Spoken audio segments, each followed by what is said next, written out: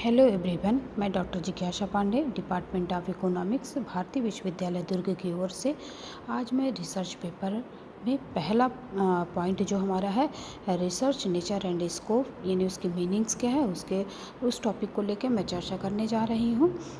तो आज अनुसंधान का सबसे पहले हम ये जानेंगे कि अर्थ क्या होता है ना। तो आज के इस आधुनिक युग में विज्ञान की प्रगति के साथ साथ हमारे जीवन में अनुसंधान का विशेष महत्व है, क्योंकि अनुसंधान का प्रयोग अब ज्ञान की प्रत्येक शाखा के गहन अध्ययन के लिए होने लगा है। शिक्षा मनोविज्ञान के क्षेत्र में अनुसंधान का अत्यधिक महत्व है। अनुसंधान की प्रकृति क्या है ना, इसको समझने के पूर्व इसी अर्थ में प्रयुक्त होने वाले दो अन्य शब्द के अर्थों को समझ लेना भी आवश्यक होता है। जैसे ये दो शब्द हैं, शोध यानी रिसर्च है, और गवेषणा यानी इन्वेंशन। शोध शब्द से एक प्रकार की शुद्धि या संशोधन का बोध होता है। इस संदर्भ में हम कह सकते हैं कि प्रदत्तों के विश्लेषण यानी एनालिसिस ऑफ डाटा और टेबुलेशन, शार्डिंग और स्पष्टीकरण, एक्सप्लेनेशन के लिए शोध शब्द का प्रयोग तो कर ही सकते हैं, किंतु इस माध्यम से व्यापक निष्कर्ष प्राप्त किया जाना संभव नहीं है।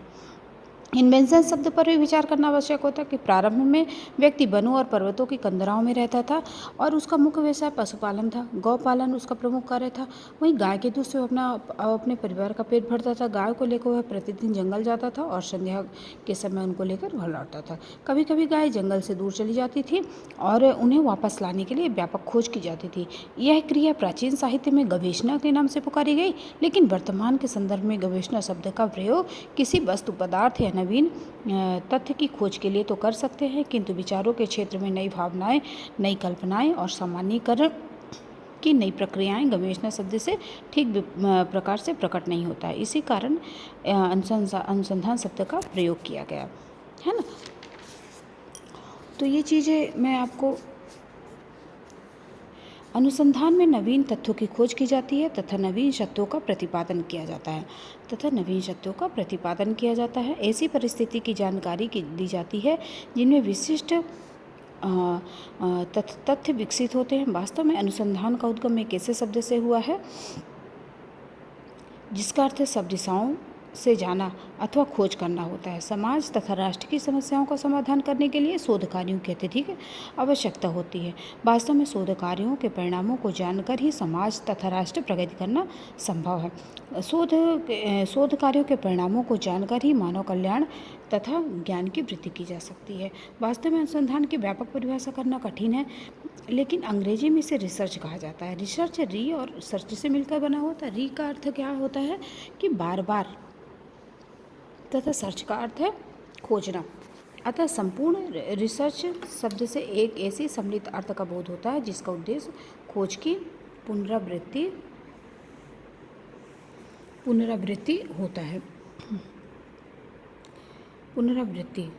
होता है तथा एक अन्वेषण होता है। शोधकर्ता किसी तत्व को बार बार देखता है जिससे उसके संबंध में प्रतत्वों को एकत्रित करता है तथा उनके आधार पर उसके संबंध से निष्कर्ष निकालता है। शोध कार्य के द्वारा चरों का सहसंबंध ज्ञात किया जाता है। सहसंबंध में दो प्रकार के होते हैं। एक प्रयोगात्मक होता है।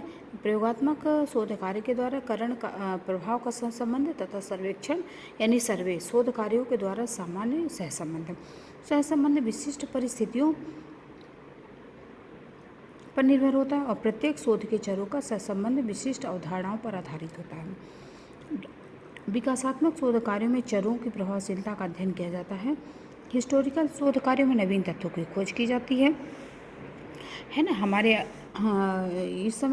यह समय विज्ञान का युग है। इस समय डार्विन के विकासवाद के सिद्धांत के कारण मानव की परिकल्पना आधारित निगमनात्मक विधि का आविष्कार हुआ, यानी हाइपो डिडक्टिव मेथड का आविष्कार हुआ। इस विधि से प्रभावित होकर अगस्त काम्टे ने समाज विज्ञान के अध्ययन के लिए प्रत्यक्षवाद को अपनाया है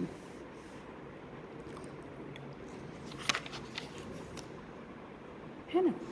अब हम लोग जानेंगे कि कुछ रिसर्चर हैं जिन्होंने अपने अनुसार से परिभाषा दी है। तो रेडमैन और मोरी के अनुसार नवीन ज्ञान की प्राप्ति के लिए व्यवस्थित प्रयासी अनुसंधान है। जॉन डब्ल्यू बेस्ट ने कहा है कि अनुसंधान अधिक औपचारिक, व्यवस्थित तथा गहन प्रक्रिया है जिसमें वैज्ञानिक विधि विश्लेषण को प्रयुक्त किया जाता है। अनुसंधान में व्यवस्थित स्वरूप को सम्मिलित किया जाता है जिसके फलस्वरूप निष्कर्ष निकाले जाते हैं और उनका औपचारिक आलेख तैयार किया जाता है। W.S. मानरो ने कहा है कि अनुसंधान की परिभाषा समस्या समाधान के अध्ययन विधि के रूप में की जा सकती है, जिसके समाधान आंशिक और पूर्ण रूप से ऐतिहासिक विचारों, तथ्यों, आलेख पर आधारित होते हैं, प्रदत्तों पर आधारित होते हैं, प्रदत्त प्रयोगों तथा परीक्षाओं की सहायता से एकत्रित किए जाते हैं। शैक्षिक अनुसंधानों का अंतिम उद्देश्य यह होता है कि सिद्धांतों के शैक्षिक क्षेत्र में क्या उपयोगिता है, प्रदत्तों का संकलन तथा व्यवस्था शोधकार्य अपितु प्राथमिक आवश्यकता होती है ना। अब हम जानेंगे कि अनुसंधान की क्या विशेषताएं होती हैं। अनुसंधान एक वैज्ञानिक अन्वेषण पद्धति है, अतः अनुसंधान एक व्यवस्थित, नियंत्रित, निरपेक्ष, वस्तुनिष्ठ, गहन तथा अनुभाविक अध्ययन होता है। अनुसंधान अत्यंत उद्देश्यपूर्ण, धैर्यपूर्ण, विवेकपूर्ण होता है। अनुसंधान में समस्या से संबंधित परिकल्पना यानी हाइपोथेसिस का निर्माण करना होता है, जिनके अनुभाविक तथा मात्रात्मक अध्ययन में सुविधा होती है। अनुसंधान में आंकड़ों का विश्लेषण वैज्ञानिक तथा सांख्यिकी पद्धति से किया जाता है। इसका अनुसंधान का स्वरूप कुशल, विशिष्ट और वस्तुनिष्ठ होता है। अगली विशेषता है कि अनुसंधान में प्राप्त परिणामों तथा संबंधों की पुनरावृत्ति बार बार की जाती है, जिससे सुनिश्चित तथा सुसंगत निष्कर्ष प्राप्त होते हैं। अनुसंधान के द्वारा ज्ञान में क्रमबद्धता, निरंतरता तथा एकता रहती है ना, और यह ज्ञान वैलिड रहता है और विश्वसनीय रहता है। अनुसंधान द्वारा निष्कर्षों को नियमबद्ध रूप से एक प्रतिवेदन यानी रिपोर्ट के रूप में प्रस्तुत किया जाता है, ताकि उस क्षेत्र में भविष्य में होने वाले अनुसंधानों में उनका संदर्भ सहज रूप से उपलब्ध हो सके। अनुसंधान में व्यक्तिगत पक्षों, भावनाओं तथा विचारों को महत्व नहीं दिया जाता है। अनुसंधान के कुछ स्टेप्स होते हैं, है ना, जैसे हो गया समस्या का चयन। सबसे पहले तो हम लोग समस्या का चयन करेंगे सर्च करने के लिए। फिर दूसरा है संबंधित साहित्य का सर्वेक्षण, है ना। तीसरा अध्ययन हेतु समस्या को उठाना।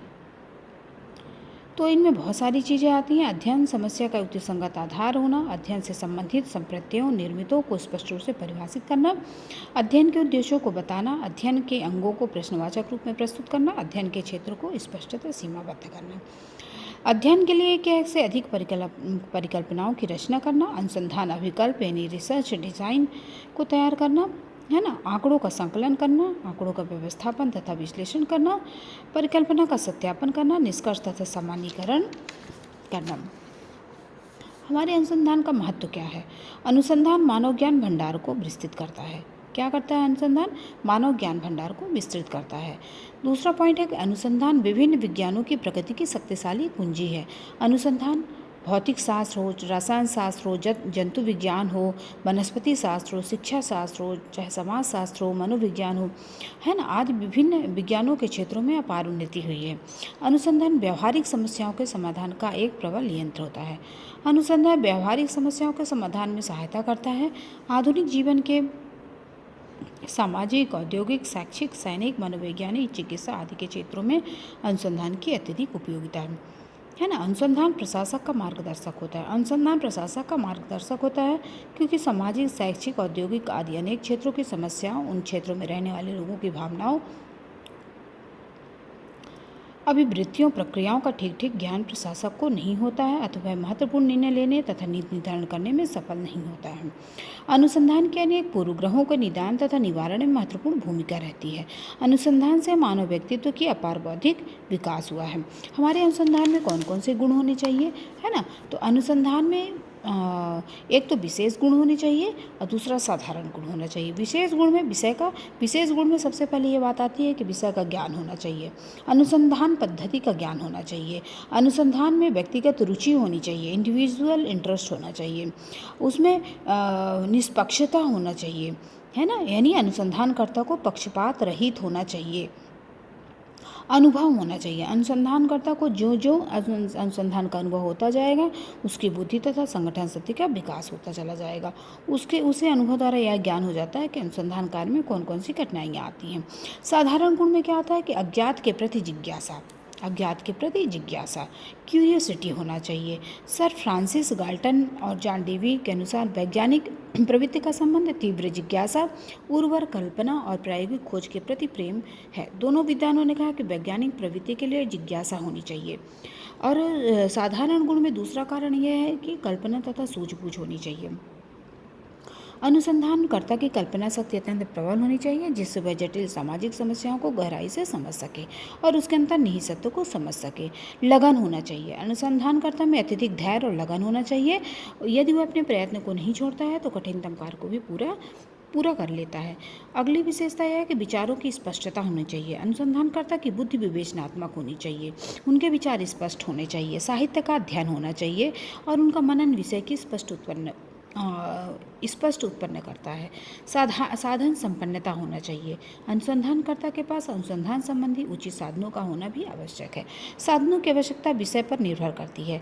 विषय जितना विस्तृत और जटिल होगा, साधन भी उतने विस्तृत और जटिल होंगे, है ना। बौद्धिक ईमानदारी होनी चाहिए। अनुसंधानकर्ता के लिए बौद्धिक ईमानदारी होना अत्यंत आवश्यक है। सामाजिक समस्याओं के संबंध में स्पष्ट तथा सही निर्णय देना अत्यंत कठिन होता है, क्योंकि वह उसी समाज का सदस्य होता है। अतः समाज में प्रचलित धारणाओं के विरुद्ध स्वतंत्र राय देना अत्यंत साहस का कार्य है। आत्मनियंत्रण होना चाहिए, सेल्फ कंट्रोल होना चाहिए। अनुसंधान में आत्मनियंत्रण की अत्यधिक आवश्यकता होती है। विपरीत परिस्थितियों में भी उसका आत्मसंयम भंग नहीं होना चाहिए, अर्थात आत्मनियंत्रण उसकी सबसे बड़ी विशेषता है। अतः अनुसंधानकर्ता को अपने आप पर इतना अधिक नियंत्रण होना चाहिए कि वह यंत्रवत घटना का अत्यंत उदासीन भाव से अध्ययन कर सके और अपने विचारों को उससे प्रभावित ना होने दे।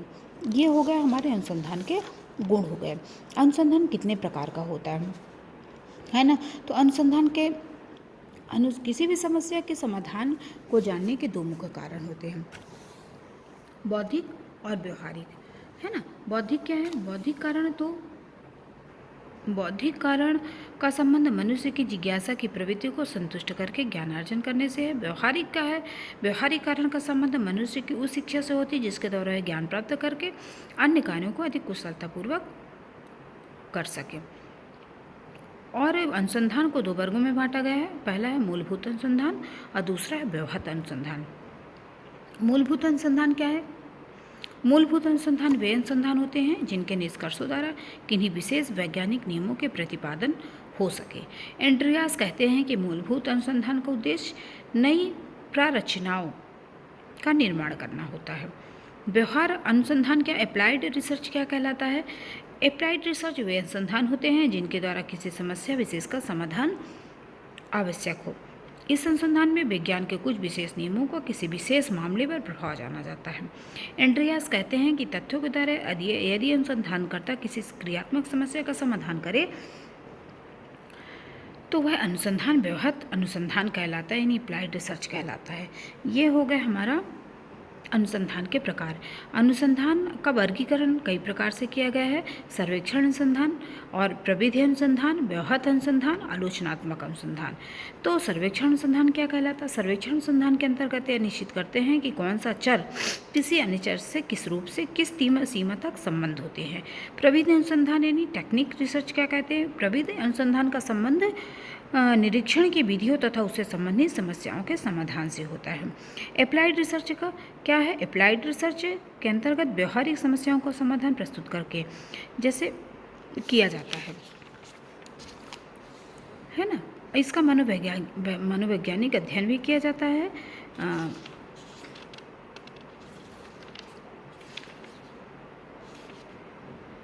तो ये आज का हमारा अनुसंधान क्या है, अनुसंधान की प्रकृति और उसका उद्देश्य, प्रकार करवाया गया है।